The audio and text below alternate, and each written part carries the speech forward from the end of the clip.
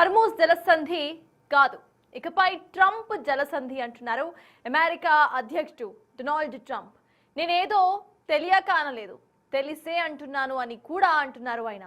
అయితే దీని వెనక కథ వేరే ఉన్నట్టు తెలుస్తోంది. హర్మూజ్ ను అమెరికా, ఇరాన్ కలిసి నిర్వహిస్తాయి అంటూ స్టేట్మెంట్ కూడా ఇస్తున్నారు ఆయన. మరి నిజంగానే ఆ అవకాశం కనిపిస్తోందా? ఆ అవకాశాన్ని ఇరాన్ అసలు ఇవ్వబోతోందా?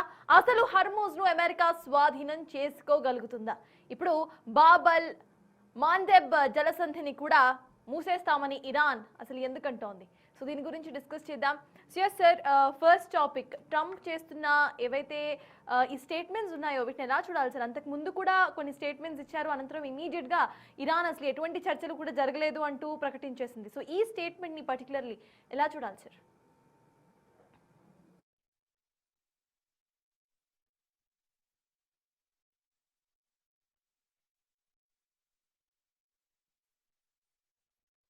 సో క్యూబా ప్రెసిడెంట్ గా మార్కో రుబియో ఉంటాడు అన్నాడు. సుప్రీం లీడర్ గా ఇరాన్ సుప్రీం లీడర్ గా తనను ఉండమని ఇరాన్ వాళ్ళు అడుగుతున్నారన్నాడు. అది సుప్రీం లీడర్ అంటే అది రిలీజియస్ లీడర్, అంటే ప్రాక్టీసింగ్ క్రిస్టియన్ అయిన డొనాల్డ్ ట్రంప్ షియా ఇస్లాం కు నాయకుడు అవుతాడట.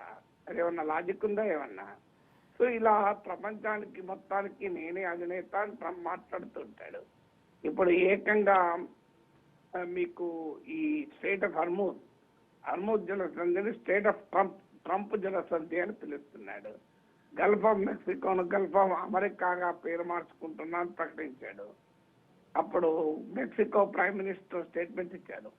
యునైటెడ్ స్టేట్స్ ఆఫ్ అమెరికాను యునైటెడ్ స్టేట్స్ ఆఫ్ మెక్సికో అందాం, వాట్ ఏ బ్యూటిఫుల్ నేమ్ అన్నది ఆమె. సో ఇలా ట్రంప్ నోటికొచ్చినట్టు మాట్లాడుతూ ఉంటాడు. గ్రీన్లాండ్ ను అమెరికాలో కలుపుకుంటానన్నాడు. So that's how the Trump behave.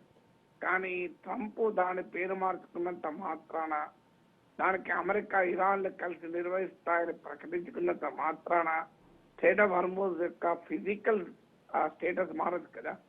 State of Hormuz ఎక్కడుంది? అది ఇరాన్ కు ఒమన్ కు మధ్య ఉన్న stretch of narrow stretch of water. So అమెరికాకి ఏ సంబంధం, ట్రంప్కి ఏ సంబంధం? సో అమెజాన్ నది, అమెరికాలో మిసిసిపి నది ఉంది. ఆ మిసిసిపి నదిని నేను ఇరాన్ నదిగా మారుస్తా, టెహరాన్ రివర్ అనిగా మారుస్తా ఒప్పుకుంటానా? సో లాజిక్ లేని మాట్లాడింది. ఇక స్టేట్ ఆఫ్ హర్మూజ్ ని ఇరాన్ బ్లాక్ చేసి ఇప్పటికీ 1 month అయిపోయింది. మరి ఇప్పటి వరకు నియర్లీ 1 month, వార్ మొదలై 1 month అయింది. ఆల్మోస్ట్ వార్ మొదలైన కొంతకాలానికే స్టేట్ ఆఫ్ హర్మూజ్ ఇరాన్ మూసి, ఇప్పటి వరకు ఇరాన్ స్టేట్ ఆఫ్ హర్మూజ్ ను మూసివేయడం వల్ల గ్లోబల్ ఎనర్జీ సప్లై అంతరాయం ఏర్పడి భారీగా గ్లోబల్ ఎనర్జీ ప్రైసెస్ పెరిగాయి. ఇంతవరకు స్టేట్ ఆఫ్ హర్మూజ్ ద్వారా బలప్రయోగం, యూజ్ ఆఫ్ ఫోర్స్ ఉపయోగించి అమెరికా ఒక్క షిప్ నన్న బయటికి తీసిందా? ఇంతవరకు తీయలే కదా. ఇప్పటికీ అమెరికా దాని మిత్ర దేశాల షిప్స్ స్టేట్ ఆఫ్ హర్మూజ్ ద్వారా పాస్ కావడం లేదు. ఏమైనా ఇరాన్ అనుమతించిన చైనా, ఇండియా, పాకిస్తాన్ లాంటి ఫ్రెండ్లీ నేషన్స్, అంటే ఇరాన్ ఫ్రెండ్లీగా భావించే నేషన్స్ షిప్స్ మాత్రమే బయటకు వస్తున్నాయి. ట్రంప్ విచిత్రంగా క్లెయిమ్ చేశాడు కూడా, మా ఈ 10 ships ను ఇరాన్ గుడ్ విల్ జెస్టర్ గా ఎలో చేసిందని. ఇప్పుడు వార్తలు వస్తున్నాయి, పాకిస్తాన్ ఫ్లాగ్ తో బయటకు వచ్చి అమెరికా కోసం పనిచేస్తాయి, దాంతో ఇరాన్ పాకిస్తాన్ కూడా అనుమానిస్తోంది అని కూడా వార్తలు వచ్చాయి. సో అందువల్ల ఈవెన్ టుడే 1 month అయినా స్టేట్ ఆఫ్ హర్మూజ్ ను కనీసం ఇరాన్ బ్లాకేడ్ ను కూడా ట్రంప్ తొలగించలేకపోయాడు. ఆఖరికి తన ఒక్కంతో చేత కాదని నాటో దేశాలను పిలిపించాడు. Japan, Australia, UK, France, Germany లాంటి దేశాలు మీరు కూడా మాతో చేరండి అని. సో నాటో దేశాలు తిరస్కరించాయి. So president Trump helpless condition చూడండి, మీరు కలిసి రండి అని నాటో దేశాలను అడుక్కున్నాడు. నాటో దేశాలు అంగీకరించలేదు. ఇప్పుడు ఆప్షన్ ఏంటి? నేను స్టేట్ ఆఫ్ హర్మూజ్ క్యాప్చర్ చేసుకుంటా అని మాట్లాడుతున్నాడు. బట్ ఇది దాని కొరకు ఒక 10,000 బలగాలను మీకు ఇరాన్ వైపుగా పంపిస్తున్నాడు. దాంతో ఇరాన్ స్టేట్ ఆఫ్ హర్మూజ్ నే కాదు, బాబల్ మండబ్ కూడా నేను క్యాప్చర్ చేసుకుంటా, మేము ఆపేస్తామంటున్నాడు. బాబల్ మండబ్ ఏంటంటే రెడ్ సీకి ఉన్న లింక్ అది. సో మండబ్ ఏంటంటే రెడ్ సీకి ఉన్న లింక్ అది. సో ఇక్కడ ద్వారా నీకు గ్లోబల్ ట్రేడ్లోనే మీకు 12%, అంటే అంతర్జాతీయ వాణిజ్యంలో 12% ఈ రెడ్ సీలోని బాబెల్ మండప్ ద్వారా ప్రయాణం చేస్తుంది. మీకు గుర్తుండే ఉంటుంది, హమాస్ పైన ఇజ్రాయిల్ దాడులు చేస్తున్న సమయంలో హమాస్కు మద్దతుగా హూతీలు ఈ రెడ్ సీలోని బాబెల్ మండప్ను మూసేశారు. సో ఇప్పటికే హూతీలు ప్రకటించున్నారు, మేము ఇరాన్కు మద్దతుగా మేము రంగంలో దిగుతాము అని. వాళ్ళు ఇప్పటి వరకు దిగలేదు. కారణం, అవసరం వచ్చినప్పుడు వారు మరింత సీరియస్ అయితే దిగుదామని ఆగారు. ఇప్పుడు ఇరాన్ ఇచ్చిన అల్టిమేటం బాబెల్ మండప్ కూడా మూస్తాము అంటే తమ మిత్రులైనటువంటి హూతీల ద్వారా రెడ్ సీని కూడా బ్లాక్ చేస్తామని. అదే జరిగితే ప్రపంచ ట్రేడే తలకిందులైపోతుంది.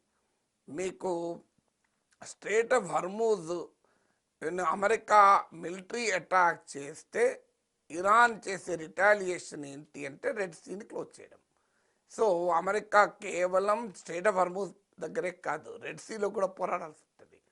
సో అందువల్ల యూతీలు కూడా రంగంలో దిగుతారు అని ఇరాన్ పాయింట్. అంటే ఇరాన్ స్ట్రేట్ ఆఫ్ హర్మూజ్కు ఎంత ప్రాధాన్యతనిస్తుందో అర్థం కావాలి. దాంతోపాటు స్ట్రేట్ ఆఫ్ హర్మూజ్ను విడిపించాలి, ఫ్రీ చేయాలి అంటే ఖచ్చితంగా గ్రౌండ్ ఇన్వేషన్ చేయాల్సి ఉంటుంది. లేకపోతే సాధ్యమయ్యే పని కాదు, అక్కడున్న జాగ్రఫీ టోపోగ్రఫీ లాగా. మరి గ్రౌండ్ ఇన్వేషన్ అంటే ఇరాన్లోని ఐలాండ్స్ను క్యాప్చర్ చేసుకోవాలి. ముఖ్యంగా అబూ ముసా ఐలాండ్, లరక్ ఐలాండ్, ఇలా straight of Hormuz western entrance దగ్గర ఉంది అబూ ముసా ఐలాండ్. లరక్ ఐలాండ్ కూడా మీకు లరక్ ఐలాండ్ను ఆధారంగా చేసుకొని ఇరాన్ స్ట్రేట్ ఆఫ్ హర్మూజ్ పైన ఒక కన్నేసి ఉండగలుగుతుంది. ఇలాంటి స్ట్రాటజిక్ ఇంపార్టెన్స్ ఉన్న ఐలాండ్స్, వ్యూహాత్మక ప్రాధాన్యత ఉన్న దీవుల్ని అమెరికా క్యాప్చర్ చేయాలి. అందుకొరకే గ్రౌండ్ ఫోర్సెస్, అందుకే గ్రౌండ్ ఇన్వేషన్కు బలగాలు పంపిస్తుంది అని అంటున్నారు. అదే జరిగితే రెడ్ సీని మూసేయడమే కాదు, మరింత భీకర యుద్ధానికి ఇరాన్ సిద్ధపడుతుంది. ఇరాన్ ప్రకటించింది కూడా ఇప్పటికి. ఇరాన్ స్పీకర్ ఒకవేళ స్ట్రేట్ ఆఫ్ హర్మూజ్ పైన బల ప్రయోగం అమెరికా చేస్తే అమెరికా మిత్ర దేశాల పైన విచక్షణారహితమైన దాడులు ఉంటాయి, ఇండిస్క్రిమినేట్ అటాక్స్ ఉంటాయి అంటూ ఇరాన్ ప్రకటించింది. అంటే ఇరాన్ స్ట్రేట్ ఆఫ్ హర్మూజ్ను వదులుకోదలుచుకోవాలి. ఇప్పుడే కాదు, యుద్ధం తర్వాత కూడా స్ట్రేట్ ఆఫ్ హర్మూజ్ పైన మా సావర్నిటీ ఉండాలి అని ఇరాన్ వాదిస్తోంది. ఇప్పుడు ఇరాన్ పెట్టిన 5 కండిషన్స్లో ట్రంప్ పెట్టిన 15 పాయింట్స్లో స్ట్రేట్ ఆఫ్ హర్మూజ్ను బ్లాకెట్ తొలగించాలని అంటే ఇరాన్ పెట్టిన 5 కండిషన్స్ వారాపటానికి స్ట్రేట్ ఆఫ్ హర్మూజ్ పైన ఫ్యూచర్లో కూడా మాదే సావర్నిటీ అని, స్ట్రేట్ ఆఫ్ హర్మూజ్ కన్నా టోల్ ట్యాక్స్ వసూలు చేయాలి అని ఇరాన్ చూస్తోంది. సో అందువల్ల ఇక్కడ కనుక అమెరికా ఎంటర్ కావాలంటే ఖచ్చితంగా ఇరాన్లోని స్ట్రాటజికల్లీ సిగ్నిఫికెంట్ ఐలాండ్స్ క్యాప్చర్ చేయాలి. అదే జరిగితే ఈ ఐలాండ్స్లో పెద్ద ఎత్తున మిసైల్స్ను, డ్రోన్లను ఇరాన్ మోహరించి ఉంది. దాంతోపాటు ఈ ఏరియా మొత్తం సీ మైన్స్ పెట్టుంది, అంటే మందు పాత్రలను పెట్టుంది. ఇప్పుడు అమెరికా నౌకలు ఇక్కడికి వస్తే ఆ మందు పాత్రలను ఇరాన్ పేల్చవచ్చు. దాంతోపాటు స్పీడ్ బోట్స్ అంటారు, ఎక్స్ప్లోజివ్స్తో కలిగిన స్పీడ్ బోట్లను రెడీగా పెట్టుకుంది. అంటే చాలా తక్కువ ఖర్చుతో భారీ నష్టం చేయవచ్చని. ఈ స్ట్రేట్ ఆఫ్ హర్మూజ్కి ఒక తీరం వైపుగా పర్వత శిఖరాలు ఉంటాయి, మౌంటైనస్ రేంజ్ ఉంటుంది. సో అక్కడి నుంచి ఒక మనిషి తన భుజం మీద మోసుకెళ్ళగలిగేలాంటి వెపన్స్, మిసైల్స్ని కూడా, డ్రోన్లను కూడా ఈ వార్షిప్స్ పైన ప్రయోగించవచ్చు. అందువల్ల టోపోగ్రఫీ ఈ ఐలాండ్లలో టన్నెల్స్లో దాచింది ఇరాన్ మిసైల్స్, ఈ మౌంటైన్స్లో కూడా ఇరాన్ మిసైల్ దాచిపెట్టింది. సో అందువల్ల స్ట్రేట్ ఆఫ్ హర్మూజ్లోకి అమెరికన్ వార్షిప్స్ ఎంటర్ అయితే అత్యంత భయంకరమైన యుద్ధం మొదలయ్యే అవకాశం ఉంది.